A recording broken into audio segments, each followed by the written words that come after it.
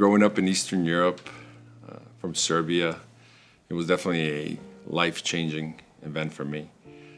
My grandfather was a World War II veteran, and he fought, against the Nazis in the war. And he told me a lot of war stories growing up as a kid. And my country afterwards being affected by multiple wars, it really toughened me up in a sense where I looked at the world and looked at people very differently. I looked up to my grandfather and my father, my whole family, and my grandfather taught me something very important. He always said to me, life is a game of chess. You have to be very careful which move you make because it can cost you dearly in the future.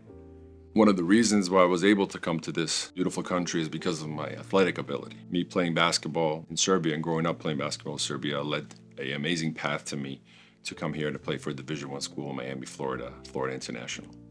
And really, that college experience opened up my life. I made a lot of great contacts, met a lot of great people, and I always wanted to do something more than that. I tried playing professional basketball. At that time, I didn't have any advisors. I was very young, 22-year-old, making great money overseas playing in Europe. Unfortunately, I had a very bad injury that forced me to not be on the basketball court anymore. And then I really paused and I was lost. I really didn't know who to turn to, what advice, what happened with all the money I made, how did I save it, and it was gone. And that gave me to think a lot about my future and really what I want to do. And I think that's how the financial part or the financial wealth management side of things became of much more interest to me.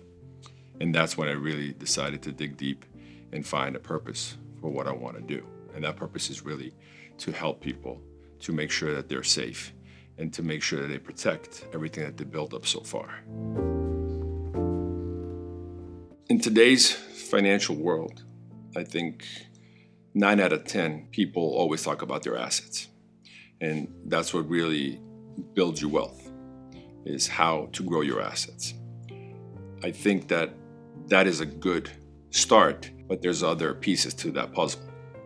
We have to take a look at your liabilities. We have to take a look at your cash flow. We have to take a look at your protection. And what have you done to protect yourself? My team and myself really take pride in making sure that all those 4 domains that I just mentioned are addressed. Because it doesn't matter if your assets are growing, but if they're not positioned or put the right way, the strategy might not work out. And then what is going to happen?